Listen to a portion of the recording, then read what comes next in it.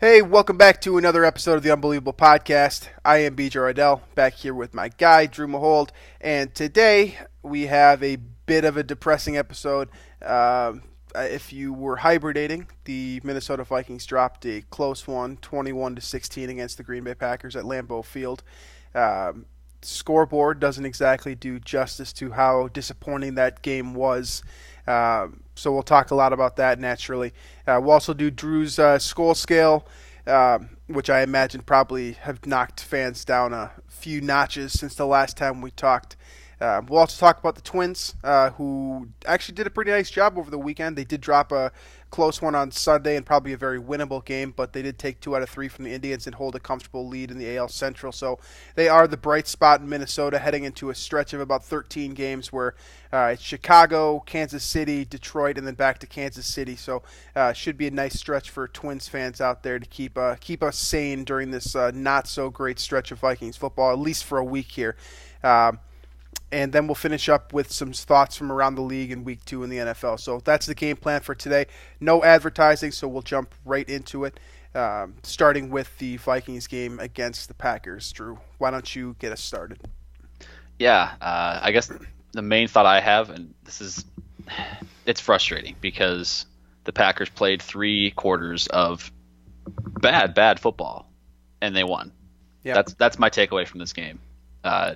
And it's not like the Vikings played okay. Obviously the first quarter was horrendous, but then the 3 quarters after that, pretty much everybody played pretty solid except for Kirk Cousins, right? That seems about right, more or less. I mean, there's a couple guys, maybe offensive line, a couple guys didn't quite live up to par or play up to par, but it stinks because the defensive effort from second quarter on was unbelievable. Aaron Rodgers couldn't do anything. They couldn't get a simple third or fourth and short when they needed to, stuff like that. They were big plays when they needed it, and the Vikings offense really couldn't capitalize. Yeah, so let's just get the elephant out of the room, and then we'll break this down position by position. This game is squarely on Kirk Cousins, and I think that I think I've been very rational about Kirk Cousins. I think I've been pretty neutral as a whole, but this game was. You look at the performance as a whole by this entire team, and it's always going to come back to Kirk Cousins, right? Drew mentioned that the Packers basically played a 1-quarter game, right? They scored 21 points in the first quarter, 14 in the first quarter, and then early 7 points in the second quarter. So basically, they played 1 quarter of football. In those 3 quarters, the Vikings were slowly mounting a comeback. And there was a couple of times when you can say the refs did this, the refs did that. I'm not the type of person to put a game on the refs, although it was definitely suspect. There's a couple of suspect calls, specifically the one that turned over the touchdown for Stephon Diggs and turned that into a Dan Bailey field goal instead. But you can say that. I'll listen to those arguments this week.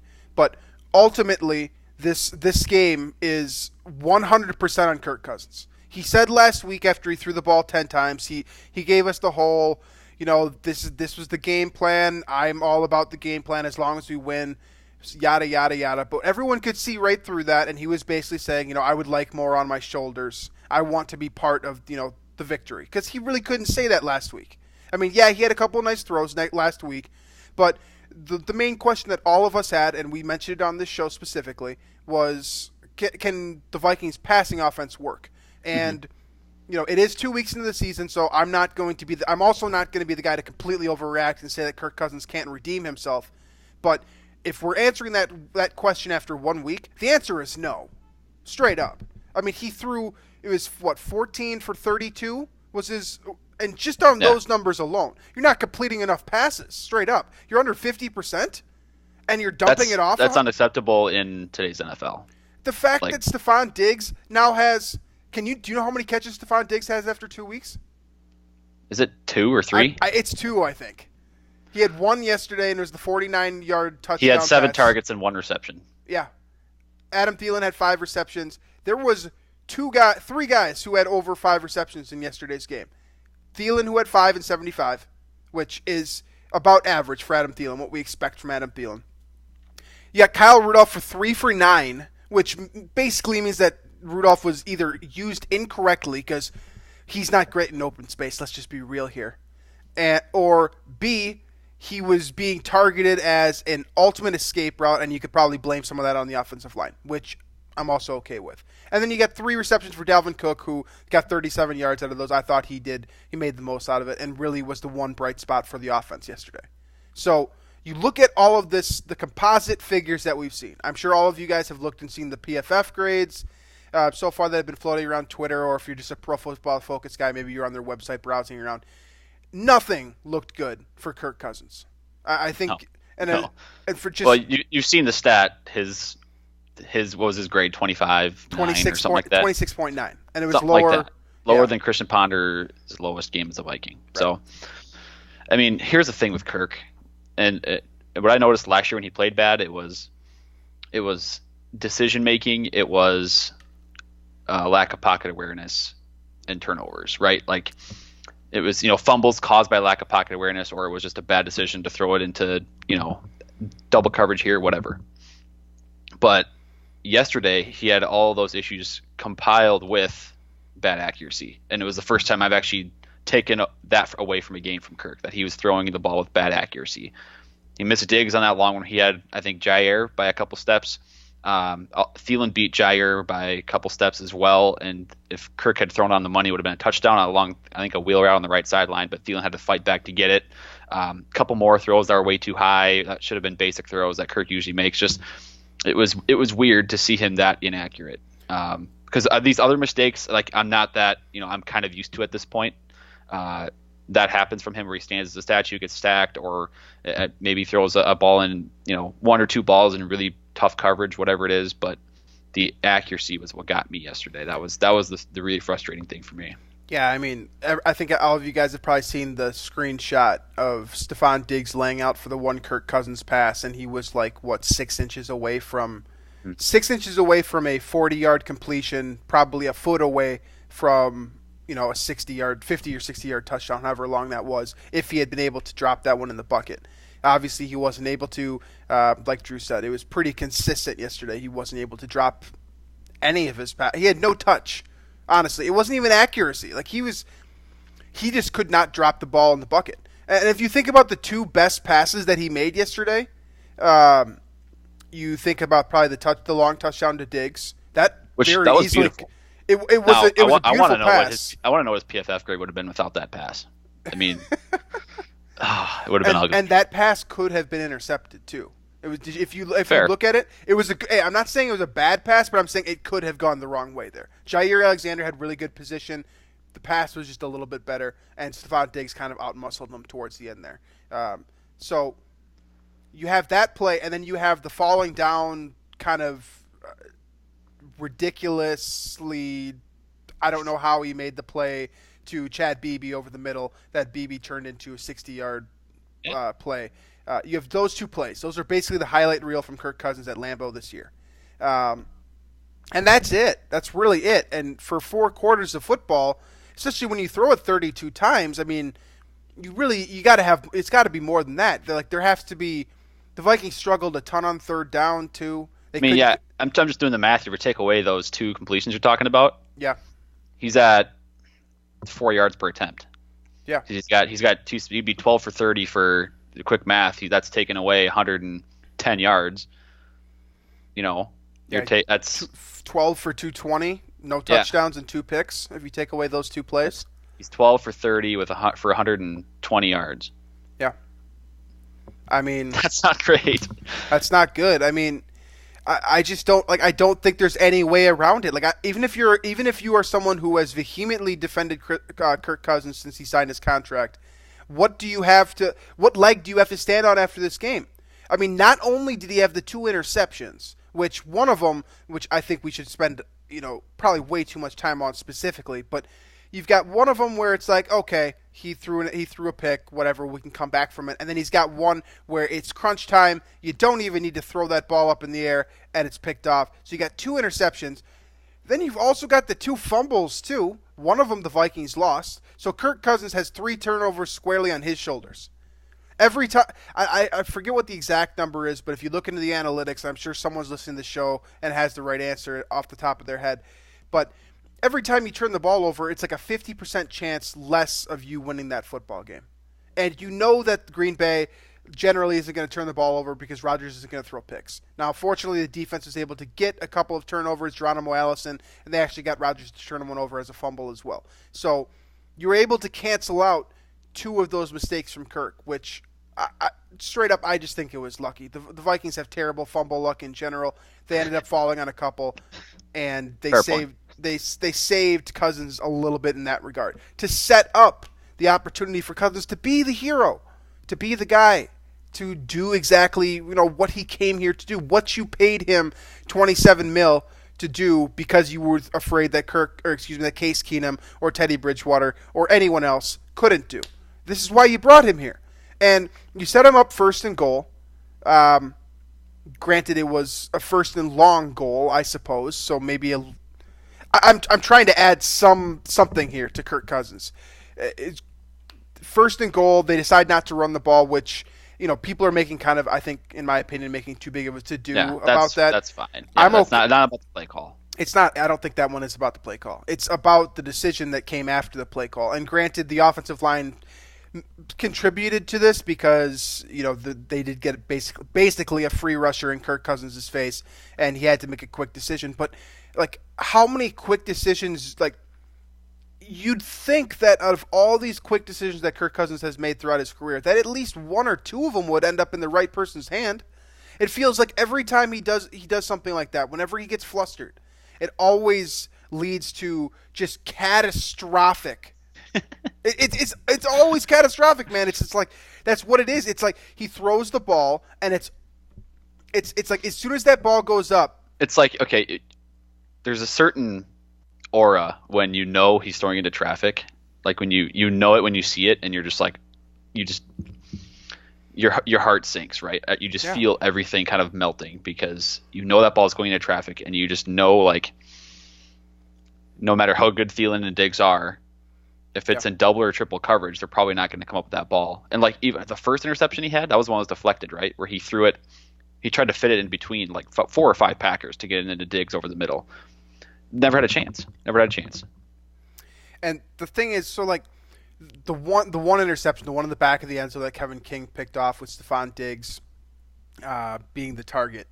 I think that's really that's the straw that broke the camel's back for probably a lot of Vikings fans. If you were someone who was on the fence about Kirk Cousins, I think I would consider myself to be someone who's on the fence about Kirk Cousins.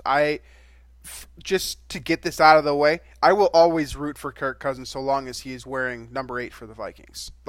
It doesn't matter. It goes without saying. Yeah, it straight up. I can criticize him and still be a fan of the Vikings and still hope he does well the next time. But it's become a situation for me where I am hoping for the best and definitively expecting the worst because that play. Well, welcome to my perspective. Yeah, I mean. That one play is just so ridiculous to me because when it left his hands, I thought it was going out of bounds. In my head, that was the I was yelling over and over, throw it away, throw it away, throw it away. If you're falling backwards, you're 25 yards away from he's 15 yards away from the line of scrimmage at that point. Just there's no reason to try any throw. Even if Thielen's sitting there at the line of scrimmage just wide open. You're falling away that far. It's not worth it. And it wasn't. And so But at this point, we don't even need to hammer on that throw because that's all people are going to talk about. That's going to be the marquee play of this game. I guess, but the thing that bothers me about that throw is that for what it's worth, Kirk Cousins always stands up at the podium and points at himself, right? Which I do respect, as a human being, the ability to look at a situation and be like, you know what, this is on me.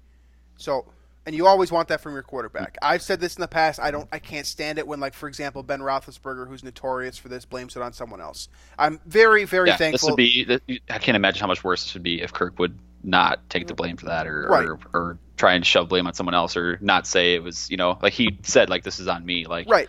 So, but the flip side to that is, so I'm happy he said that, but.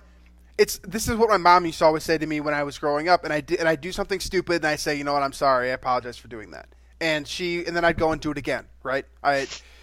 for example, I'd bounce a ball in the house. That was the one thing that my mom always hated. I'd always have like a tennis ball in my hand, and I'd be bouncing it, and because I liked baseball growing up, whatever. Yeah. And I'd be like, "Oh, I'm sorry, whatever." And then I'd do it again, and I'd like break I'd break something on the wall from bouncing the ball in the house. And she'd be like, "Well, you said you weren't going to do it again." I'm like, "Oh, I'm sorry, like it won't happen again." And then I go bounce the ball in the house again, right? Like all kids, I'm sure everyone has their own scenario with this where you pissed off your parents doing something, whatever. My point being here is that, yeah, you identified it, and that's what I did as a child. I identified the thing that I did wrong, the thing that pissed off my parents. But ultimately, for me, it was I didn't care, and I just did it again. For Kirk Cousins, it's, okay, you identified it, you know what you did wrong, you said it can't happen again, but it's happened again and again and again. And the worst part about it is, it's not that he's just blowing it off. He's trying to fix it, and he can't overcome himself. This is who he is.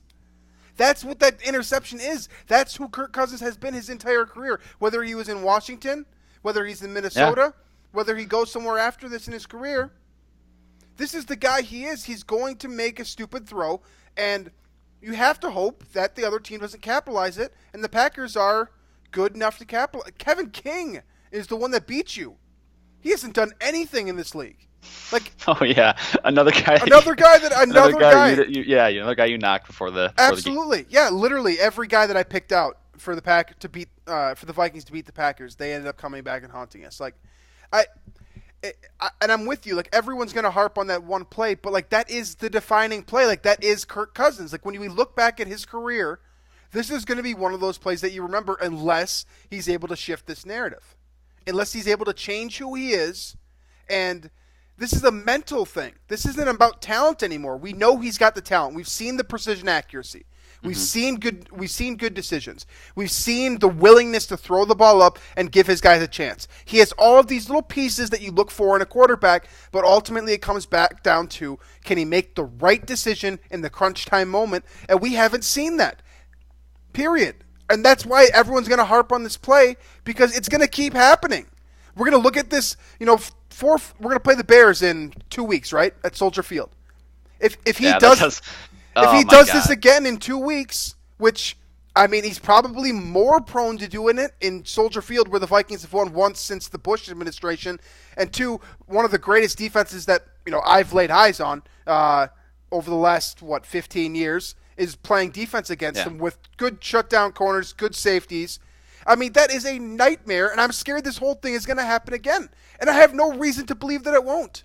Period. You don't. I mean, Kirk is a classic hot and cold quarterback.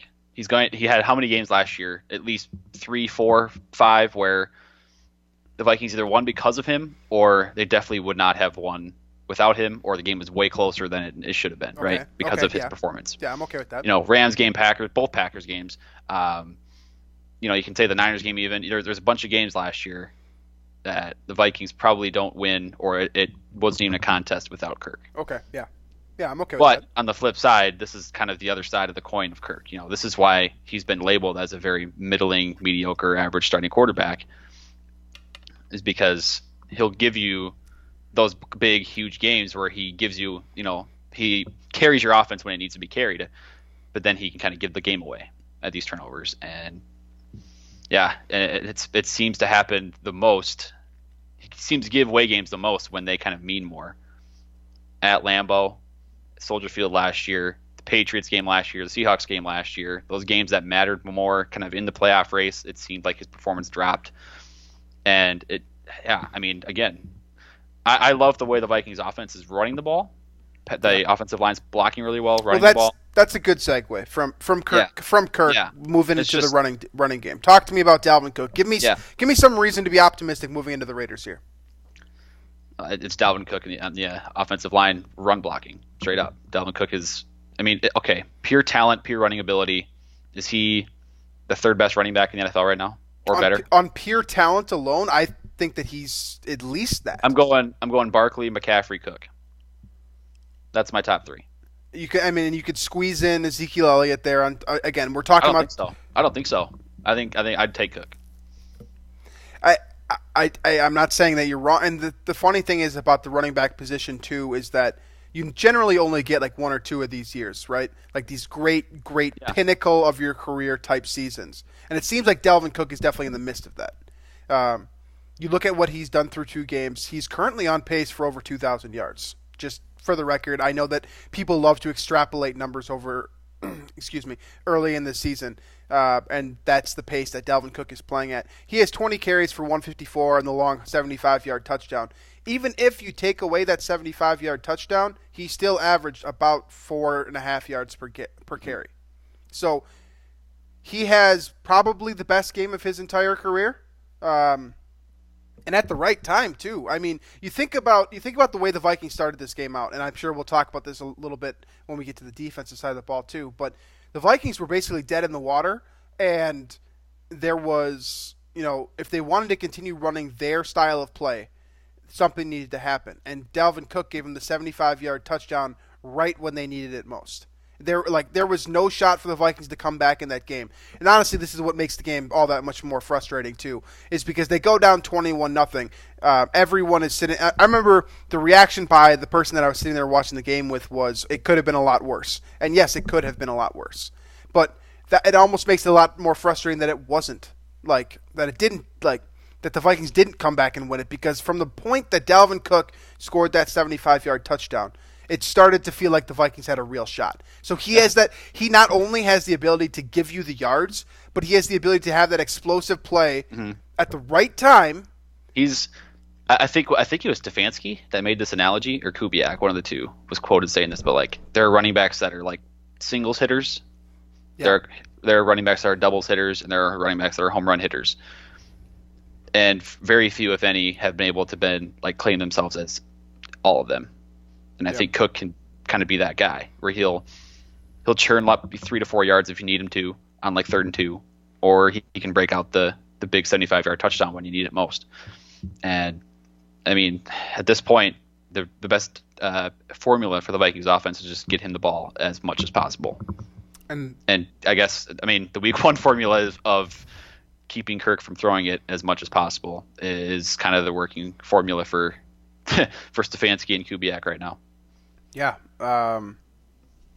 it's you kind of see why they took the ball out of Kirk's hands against Atlanta. Yeah, I mean, you can't. That's not going to happen. Like, you can't win. You can't play 16 games of football the way that they did against Atlanta. But you understand now that once the Vikings got up big, why? Basically, the first quarter is going to be the most important time of every game this year.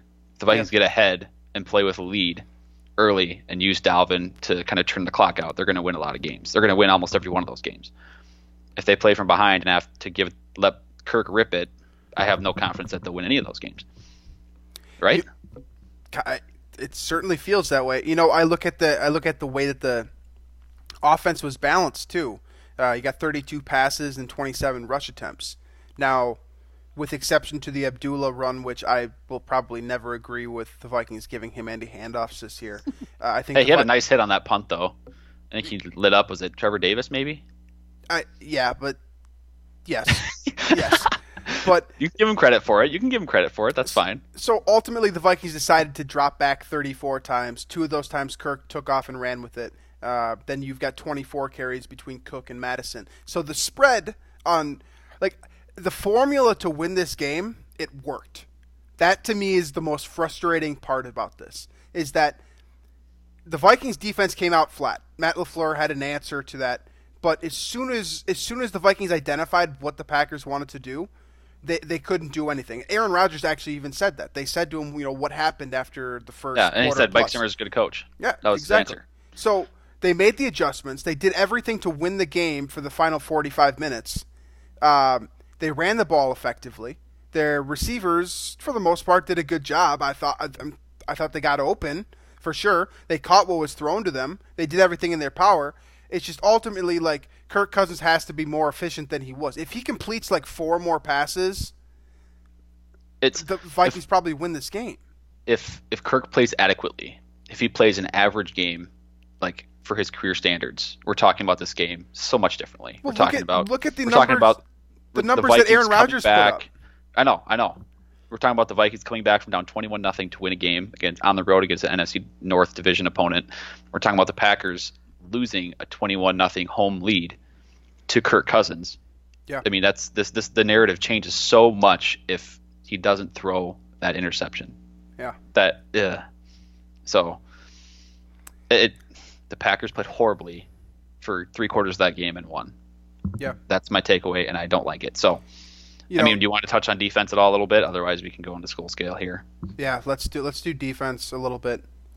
Just because, anytime you start a game out 21-0, I mean, I've now said multiple times in the show that this game is squarely on Kirk Cousins, but I guess to correct myself a bit is that you can't open a game down 21-0, and that's probably more on Mike Zimmer than the actual defense. I would imagine, because the 21 straight, basically 3 straight possessions with a touchdown, is more on the script that Matt LaFleur called to start the game, and Mike Zimmer being unable to adjust to that, at least by the second drive, if not the third.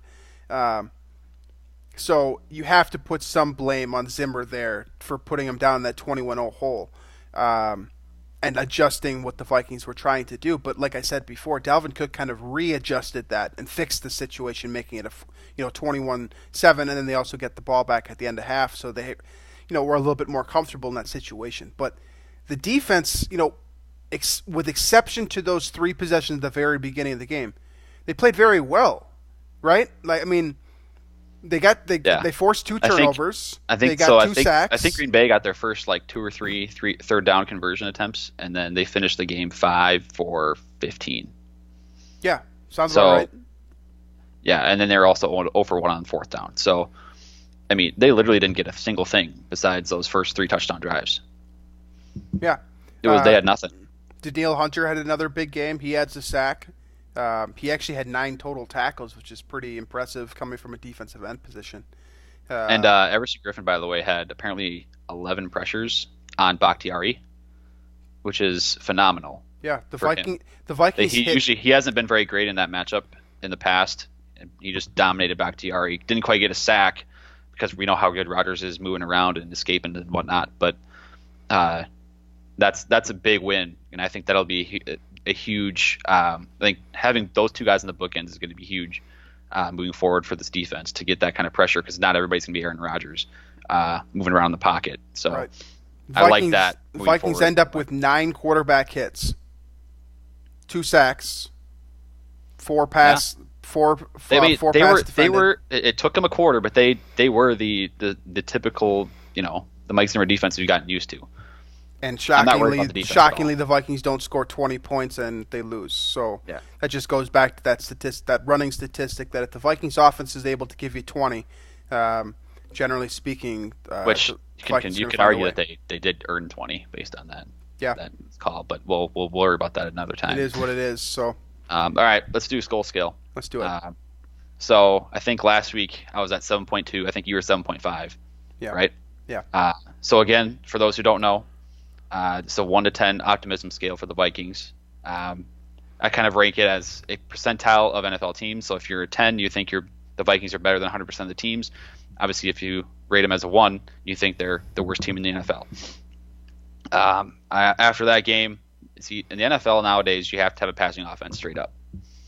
Everybody's got a passing offense. You can't run the ball, and as often as the Vikings, and lean on that completely. It's the 2012 Adrian Peterson Vikings offense is not going to win. I'm going to go 5.3 because the Vikings are a very, very average team, probably below average, really, if they keep getting minuscule production from the passing offense. If it's not efficient, if they can't protect Kirk in the first place, and then when they do, he's making mistakes, I don't like it. So I don't feel great about. I mean, I feel great about the Vikings at home. I think they can win against anybody at home just because of the defense, and they'll be able to get out to that lead, and Dalvin can carry the team from there. But if the Vikings ever get behind in any game, I don't see any way that they can come back and win the game. Yeah. So I went into this week and I said that I said that this is a game that the Vikings weren't supposed to win. Ultimately, they did lose. The loss itself doesn't bother me as much because they still have 14 more games, and they obviously still play they still play the Packers at home. So the loss itself isn't super damaging to me. It's the way they lost, like you said, that is dropping my Skol Scale here. We know the Vikings can run the ball. We know they can play defense, but if it really is what you just said. If they can't throw the ball, how good can they actually be? And then combined with the fact that you look at the schedule that they have, and I think they're in a very dangerous spot right now. They're lucky enough to have Oakland this weekend, which the Raiders are not as much of a shit show as I thought they were going to be, but they definitely have a game, like a quote comeback game. But then you've got the Bears at Soldier Field, and then you go to the Giants, where the Giants are kind of a disaster too. But then you have to play the Eagles. The Lions are still the Lions, but Kirk Cousins is kind of Lionsy, if you ask me right now. Then you have to play the Redskins on Thursday Night Football, which of course is a homecoming game for Kirk. And you have the Chiefs, the Cowboys, the Seahawks later on. You got the Chargers. I'm looking at all of these games, and I'm not seeing a ton of I'm not seeing a ton of games where I feel very comfortable that the Vikings are going to win. So no, I don't either. Especially the way that these for me it has to be a home game against a clearly inferior opponent like Oakland. I feel confident in that, even despite the Bills thing last year. Yep. I feel confident in the Raiders game. I would feel confident about them beating the Lions at home. And I feel the Redskins probably. Playing the Broncos at home. I feel good about that. That's about it, though. After that, if the Vikings can't show me that they can throw the ball, my Skol Scale will continue to drop. So I was at 7.5 last week. I'll say 6 this week. I'll say 6.5, just because I'm not going to let one loss completely break me. But my spirit is definitely shook for sure after that game. I feel like I feel confident about them winning games at home, like enough to be a playoff team from the home. I don't. We're at like a we're at like a crossroads here, where I liked everything that I saw in week 1 with exception of the passing game. Now, the same thing basically just happened again this week. But the unfortunate truth is what you just said, that you need to be able to pass the ball to have success in this league. Super freaking flat. That doesn't hurt either. But if you told me every week that the Vikings defense was going to give me 21 points, I'd feel pretty comfortable. Like it was going to be 21 points. I mean, I would expect the Vikings to win more games than not if they allowed 21 points. Like I thought the score was going to be 24-21. I thought that was going to be the final, something around in that area, right? You're pretty close if Kirk doesn't turn that over. Right. So Kirk Cousins is literally like the reason right now for my optimism lowering. Like he just needs to be better. Like it's. Here's what's going to happen. He's going to light it up against the Raiders next week. It's a home game. It's a comfortable environment again. The Raiders aren't that great of a team. Mahomes put up like 300 yards in just the second quarter against them this week. Right. He'll light it up. We'll be feeling good again. And then we'll go to Chicago the next week. It'll be at Chicago week 4, and we'll see something very similar to what we saw at Lambeau this past Sunday, and then we'll be back down to roughly the same Skol Scale numbers. That's my prediction. I don't blame you for that prediction. What thoughts did we get from good call. other people? I'll bring those up. We did get a few responses, but overall, I mean, just my perspective from looking through like Twitter in general, it seems like 95% of people are pretty much placing this one on Kirk. Which I mean, it's not really fair to place on one guy because it's a team game and all this stuff, but it's just if he plays an adequate game to his standards, I don't think this is really close, despite the 21-0 deficit to start the game. Yeah. Okay. First response we get is from Lucas Reitjens. I am probably butchering that name. It's at L Reitjens on Twitter. He says he's at a 6. My grade last week would have probably been 7.5. This game was a game we should have won. The OL wasn't great, but it's not going to get much better, so Cousins is going to have to perform, and he didn't. Also, something that worries me a lot is the performances of Garrett Bradbury and Irv Smith. Yeah. For what it's worth, I think Irv Smith is fine as a blocker. They're not really getting him involved too much in the passing game, but I think he's doing fine. Bradbury in pass protection is the big concern, though, for me. We didn't really talk about the offensive line at all, so I guess we can kind of address that here. Bradbury is definitely a concern, but I will say that Kenny Clark and Grady Jarrett as your tough first ask to start, yeah, for sure. So it's in my opinion, it'll only get better for Bradbury from here. Remember, we're 2 games into his career. I wouldn't be too concerned about Bradbury, though I certainly understand, when you have a 0 pass blocking grade on Pro Football Focus, no matter how much stock you put in their system or not, 0 is never good. If you have I don't care what statistic you're throwing out there. If it's 0, it's not good. So, Bradbury is a concern. The fact that Elflein was out with an injury and Dozier was in there, I don't particularly want to see him in there for 16 games. I don't think he was horrible, but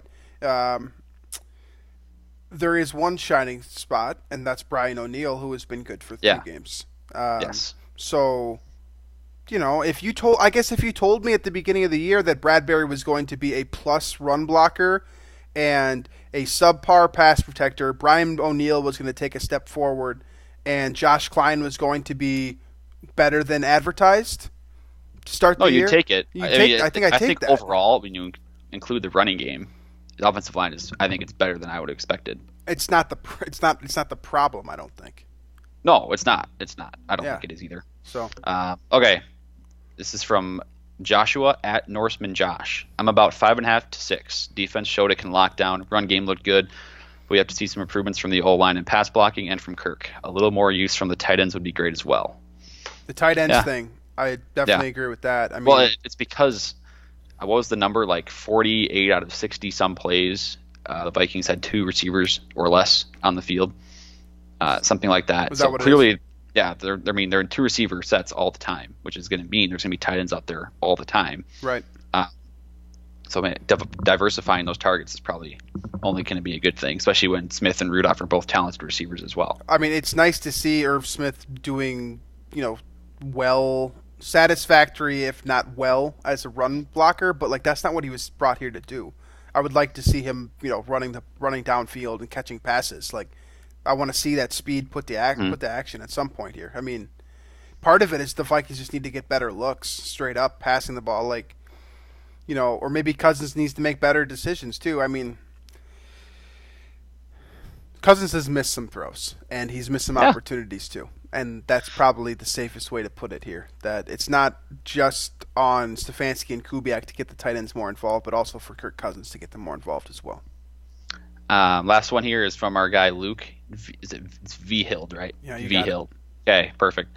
He says a hard 6, which is a 2-point drop from last week. 1 for first and goal from the 8, referring to the Kirk interception, and then 1 for everything else. Stale passing attack, missed and blocked kicks, and first half defense. We didn't even talk about the kicks, which he missed from 47. I'm not going to throw grand scheme, but I'm not going to throw Bailey under the bus for missing from 47. Well, he got the 1 block too on the PAT, which was also from 47. But it still sucks. I'll never. This is the type of stuff that I'll just never be confident in a Vikings kicker until it's the guy's having a Blair Walsh 2012 season. The missed extra point is on Diggs. He got to stop taking his helmet off. It seems pretty reasonable ask.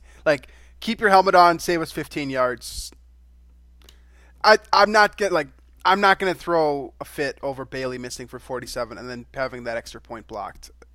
I mean, it doesn't help, but like you said, grand scheme, it wouldn't have mattered had he had either of those things. Well, I take that back. I mean, if he had hit the 1 field goal, I guess they're in better position. They probably could have won.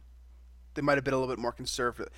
Yeah, but from 47 it's not like he shanked it. You know what I mean? He missed from 47, no. Which is and maybe it would have. We don't know how the trajectory would have been, but the Diggs penalty is worth mentioning too. That's not great. Yeah, but okay, that's all we had for the Skol Scale. Clearly, people are upset with Kirk so far, which is fair. That's also how we feel. That's how it's going to be until he figures it out. I mean, the big thing just ultimately is just play average. Just don't turn the ball over, if we saw Rodgers, here's the take I saw. Oh, where did I see this? I wish I could credit it, but somebody said the thing is we need Kirk to be an overpaid game manager, and he can't even do that. I mean, that's accurate right now, right? Do you see? Look at Rodgers' stat line. Just if you're listening to this, just take a look at Rodgers' stat line. Tell me if Kirk Cousins had given us that yesterday, that we wouldn't have won the game. It would have been an easy win. Yeah, that's what I'm saying. 209, 2 touchdowns, no picks. No mistakes. That's all. The only mistake was the fumble that was just because of a poor snap. Yeah. I mean, apparently it's a tall ask for Cousins, but I am pissed. Like, just in general, like that. But like, okay, the Packers can't be feeling good about that game, though, right? They can't. They shouldn't be. I'm sure their fans feel great about it, though, because they feel great always. But you had a 21-0 lead. Yeah, really they basically blew it. They should have blown it. The one thing. Okay, let me ask you this: would you rather have Trubisky or Cousins?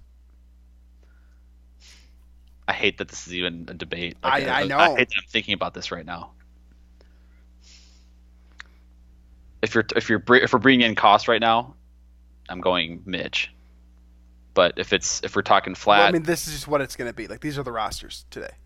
Like, talent. It's basically talent. Like, who do you trust more moving forward? Is basically what the question is. Kirk.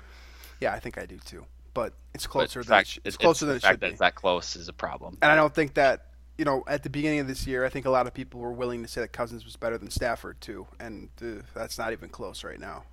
I would much rather have Matthew Stafford. He did. No, they won a close one against the Chargers. Yeah. Somehow. So yeah. By the way, Detroit Lions are undefeated through week 2. Yeah, and they are second place in the NFC North division. Just so you guys know. I heard somebody say that was going to happen. I don't know. I don't remember who it was though. Yeah, I think that was me. But hey, my lock of the week hit this week. So yeah, that is true. Mine did not. Definitely don't listen to anything I say about gambling until further notice. All right. Breaking news. Jalen Ramsey has requested a trade from the Jaguars. What? Really? Literally just happened. Yeah, as we're recording. Did you see the thing yesterday with I did. He blew up on the sideline at Doug Marrone?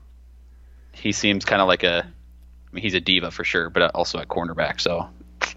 And he's also a good one. All right. Yes. Well, we'll talk a little bit. I guess we could let's just talk about around the NFL now, and we'll finish. I have to bring up one thing. Okay, so here I'll tell you a little bit about my Sunday afternoon after the Vikings game. So please do. I am in on Broncos money line against the Bears before the game starts. The Bears take the early lead, I think 3-0 or something. I go back in, Broncos money line. Second half, I think it's a touchdown deficit. I go back in on Broncos money line. Yep. Broncos drive down, I think towards the end of the fourth quarter. Yeah. In the red zone. Flacco throws a pick at like the 2-yard line. Yeah. And so Bears get it back. I think the game's over. Somehow Denver gets it back. They drive down again and score and get the 2-point conversion with 30 seconds left. I'm feeling great. I'm making all this money with plus odds on the money line. 3 different bets. Feeling great. And then I don't know if you saw how that game ended, but just the worst roughing the passer call of all time on Trubisky, or against, I think it was Bradley Chubb. But just awful call. Yeah. Gives the Bears 15 yards. Plus, the clock ran out. They're straight up. So Trubisky makes a nice play for what it's worth. Nice play. Steps up in the pocket, throws about a dart, probably 20, 25 yards downfield. Receiver makes a catch and falls down. I think it was Allen Robinson. And he falls down the longest second of my life, I swear. The clock's at 1. He falls to the ground. And the only way that timeout could have been called and like seen by the officials is if the guy had both of his eyes looking in different directions. Like could see Allen Robinson fall to the ground and see the timeout being called at the same time. There's just no way it could have been possible. Yeah. So they get another chance. They get one more play with 1 second left. Pinheiro hits the kick. Bears win. And I was upset. Yeah, I think a lot of people were upset. The officiating down the stretch in Denver, Chicago was not ideal, and obviously not for the Vikings' sake either. You know, they the Bears skirt out a win that they probably shouldn't have had. So not great for your gambling, not great for the Vikings in the NFC North. Overall, I mean, it sucks when the Vikings are the only team that didn't win in the NFC North, and it kind of sucks that it happened in that way. I still think the NFC North is just bad this year. Bears are not good. Is that what it comes down to? Bears are not good. I think the Lions won against. They beat a good team at home, but I can't get over that fourth quarter against the Cardinals. I really can't. Yeah, I can't. And then the Packers still didn't look good besides the first quarter. They played one good quarter out of 8 this year. Yeah, ultimately for the entire NFC North, I think every team has questions.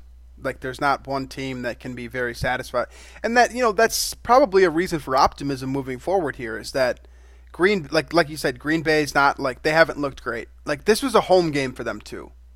They got to play. They should definitely have played better than they did against the Vikings. It should not have been. When you start 21 rip, it should not have been. I mean, we saw. It should be how the Vikings finished the game last week against the Falcons. That's what it should be. Absolutely, yeah. It should have been over in the second quarter. It wasn't. Then you look at the Bears game. They have the exact same questions as the Vikings do. They've got a good defense. They can't really necessarily run the ball either. I mean, not nearly as well as the Vikings are. Certainly not. And they've got Trubisky. So, I mean, right now it looks like the Bears through 2 weeks. The Bears are the worst team in the division. You know what? I'm going to say it right now. I'm going to say it.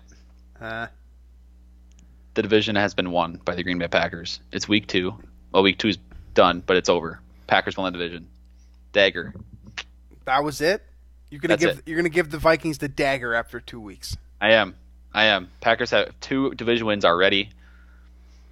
And I'm not going to trust Kirk in a big game when it matters, and he'll have to win on the road at Chicago. He'll have to beat the Packers again. Yep. Yeah. Packers are already 2-0. They have a much easier schedule. It's over. Okay. It might be just 9 or 10 games that wins it, but I'm not going to give you that, but I will say that the Packers look the best of the quote 3 contending teams in the NFC North, just because the Vikings and Bears both have question marks at quarterback.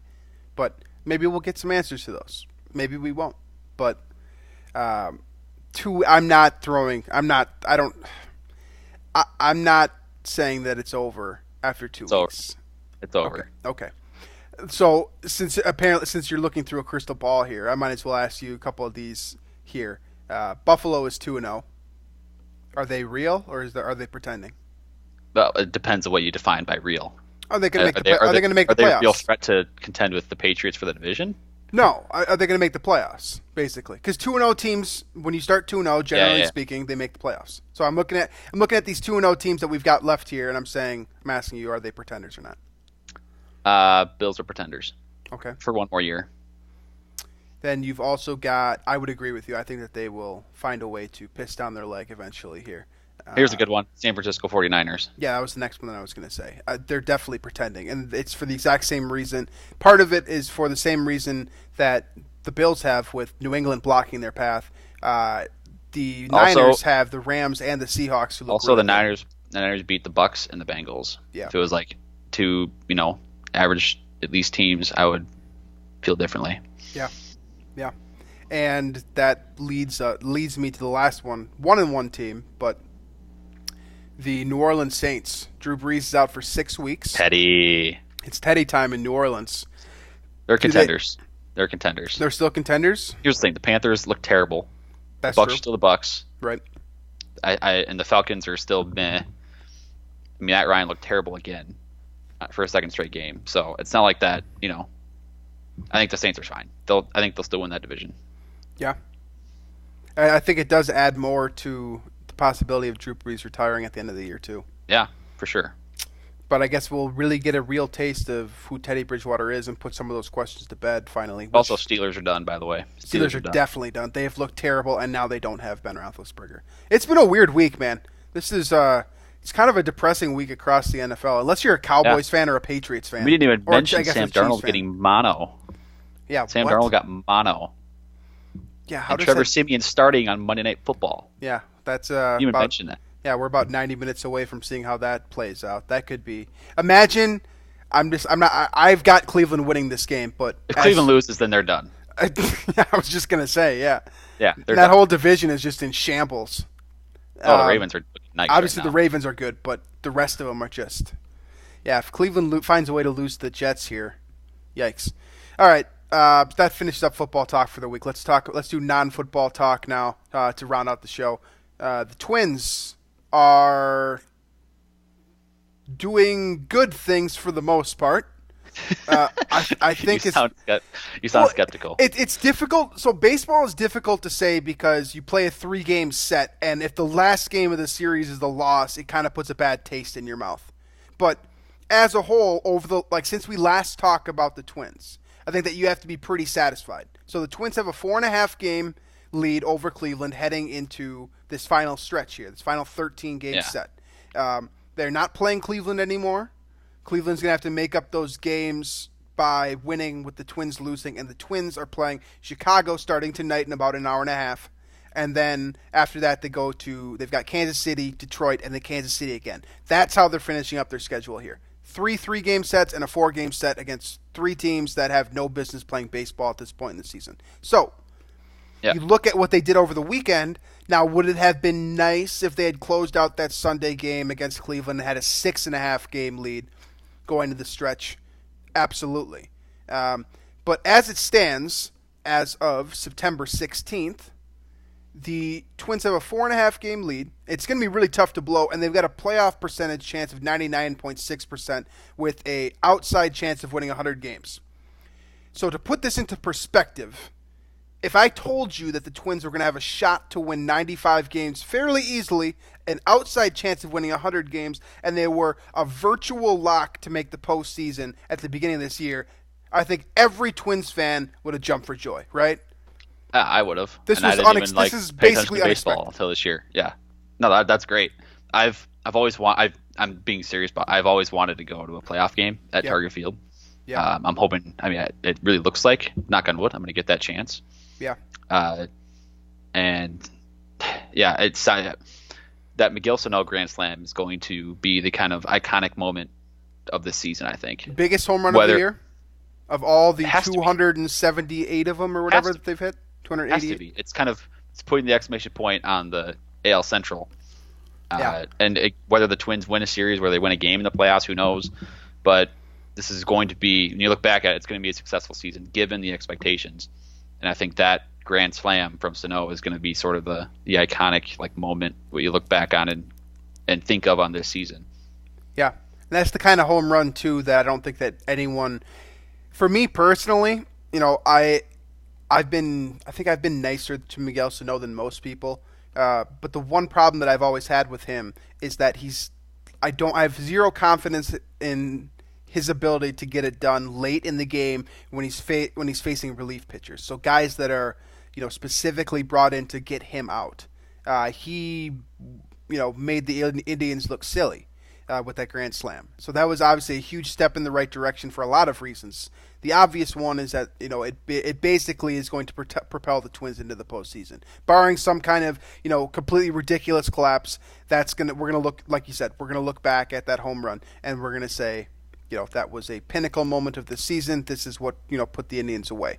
The other thing is that it's good for just himself, his psyche. He's now one home run away from 30 on the year, which I believe will give the Twins 4 or 5 guys. It's 5. They already have 4. They have 4. Okay, that'll give them 5 then. Cruz, Kepler, Rosario, and Garver. Yeah, Garver. Jesus Christ, he's also Cron's got 24. Scope and Polanco have 22. That's a lot. That's a lot of home runs. It's a good amount of home runs for sure. So it looks like the way that the standings are shaping out at this point in time, the Twins are going to be the 3 seed in the postseason if if everything holds, and New York and Houston are jockeying for that number 1 spot. So we'll see. Whoever gets that 1 spot will be playing the wild card team, and the Twins will take the number 2 seed. Who do you want, Houston or New York? I think is the question here that everyone wants an answer to. Obviously, Houston's pitching scares the crap out of me. Right. but I think I'm going to go with Houston just because it's more of a historical right. fear of the Yankees than the Astros. Yeah, that's it. I just feel like fate is more on the Twins side. There's also the would you rather take Houston in a 5-game set and the Yankees in a 7-game set type of thing too? Yeah, good point. That's the other argument there. For me, I think I would rather have the Yankees in the opening series just because I think that, I look back at my baseball fandom and I think about the 2004 Red Sox series where they overcame the Yankees and that propelled them to a World Series. I think that the Twins, whenever they're able to get past the Yankees, whenever they're able to beat them, they'll do something special. I'm not saying it's going to be this year. It definitely doesn't look like it's going to be this year, given the injuries and the Pineda suspension and all that. But, it's a position where I think the Twins match up better against the Yankees. There's just going to be a lot of home runs and no pitching. That's what the series looks like on paper. So I have more confidence. Kind of one of those series where anything can happen. A lot of those games where anything can happen. Yeah. Lots of runs being scored. You just never really know. Yeah. What's going to end up. Yeah. That seems like that's kind of the series you'd get with the Yankees, which I do agree the Twins would favor better there. Again, I'm purely basing this on historical. And I don't success. blame you. I think you're definitely not the only one out there. The other pointer that I've got here before we wrap up the show is Mike Clevenger's comments and what you take away from them. Does it bother you, etc. So to preface this, if you were not paying attention to the Twins this weekend, then again, I wouldn't blame you with college football and the Vikings going on. But Mike Clevenger is a pitcher for the Cleveland Indians. Jorge Polanco took him deep at the end of the game.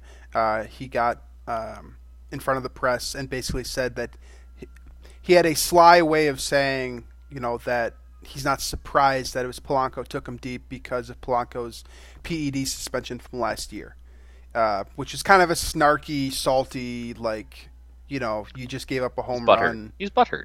Yeah. So what is your perception on that comment?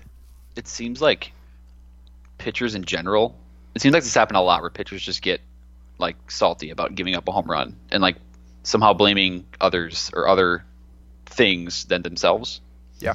Or just not giving credit to the guy for hitting the ball over the fence. It happens. You're a pitcher. You're pitching against the best players in the world. You're going to give up home runs. You're going to give up hits. It's fine. It seems like they're when players do a bat flip or something like that and they get salty about it. Just don't let them do it. Don't let them hit a home run. Don't strike them out. And then you can do a glove flip if you want. I don't know. Pitchers in general, I think you're right about this. They tend to take things a little bit more personally than anyone else on the diamond. Yeah. Part of that is because the game is kind of, in their hands, so to speak. Literally and figuratively, I suppose it's in their hand. So they, I guess I understand the sentiment. If you give up a home run, I never gave up a home run. I'm thankful for that because I know that it would have hurt me personally. No, obviously I'd be pissed. Yeah, right. That sucks, I'm sure. But so I just think that this kind of bothers me because I never wanted to be the team that had a bunch of PED guys on it. I hate PEDs. I think I made that that thought. Well, okay, I'm going to put this in a football analogy because I know that game better. If Kirk had tried to blame, someone on the Packers for PEDs like Kevin King for that interception he threw or something like that, instead of just taking blame for it, that would not sit well with me. And right. I feel like is that a good analogy? I don't know. I'm trying to. There's very, very little translation between football and baseball in general, so I think it's difficult. It's difficult to make that type of analogy. Period. But it is the same type of thing. I mean, you're looking at a situation where a pitcher is, like you said, butthurt because he gave up a home run, and he's attacking this guy who barely speaking English, by the way, for the one thing that he can really get after him for, and that's the fact that he was suspended for PEDs. Now. The two things that the kind of the takeaway things there are, if he was still using PEDs, he would have been caught because he gets tested, more regularly. Guys who test positively get tested every other day. Yeah, if he was taking steroids. That if he was cheating the game still, you'd know. So it's pretty comfortable to say that all Clevenger is bringing up is that he just gave up a home run to a guy that wasn't cheating, basically. Unless the piss process is considerably worse in the MLB than it used to be. I mean, there's basically zero chance that he's still cheating. So what bothers me is that he has the ability to bring it up. The fact that the Twins do have now multiple PED users on their team. I can't remember if Rosario was a PED guy or a weed guy, but either way he did something with substance abuse. Then you've got Cruz, who obviously has one of the more, when he was with Texas, as one of the more kind of poster child guy that hits consistently 40 home runs and then tests positive, and you're like, oh, where did this power come from? Yeah, whatever. He apparently has not been cheating for many years now, but it does bug me. It bugs me because they can always point to the Twins' year and say, okay, they've got 3 PED users on their team. No wonder they broke this team record. And someone's always going to be the guy to say that. And yes, it's always going to come from a butthurt guy, but it does. It gives up a homer or a fan of a team that gives up homers. Right. And it's just, it bothers me that, there will always, the Twins put themselves in this situation. And granted, if we had a podcast back in March or whatever, I may have addressed this at that point in time. But since we didn't, this is where we're at now. That's the one takeaway that I have. I don't take anything away. Clevenger is butthurt. He is a frustrating person just in general from my experience watching baseball. And I wouldn't take anything away from it, but as a fan, it does bug me that he has the ability to attack that part of our team, because this has never been a team that plays baseball like that. We've always been the one team that wasn't cheating, and now he has the ability to do that. So that does annoy me, but it is what it is. The Twins have won 91 games. They're in pole position to make the postseason for the first time, in a while. And they're in position to actually maybe win a couple games in the postseason too. So I'm sky high on the Twins. I'm very satisfied with everything that's gone down. I'm excited to see what the next couple of weeks hold and where they will ultimately position themselves in the postseason. But I guess, they didn't win on Sunday. It would have been nice for them to get that sweep. But as a whole, they are the bright spot in Minnesota. And for the record, preseason hockey is starting up Tuesday, for those of you who are interested, and the Wild start in a couple of weeks here. So we'll have that to look forward to as well if the Vikings can't turn this thing around swiftly here. So any final thoughts here before we wrap this thing up? No, other than Browns and Jets under is a lock tonight. So if you listen to this show, if you're listening to the show in the next 10 minutes, basically, is what it's going to come down to. But yeah, so thanks as always for listening. Subscribe on iTunes. Tell your dad. Leave a 5-star review if you can. That'd be awesome. And we'll continue to get better, and hopefully the Vikings will too. So we'll see you guys later this week on Thursday to break down the matchup with the Oakland Raiders.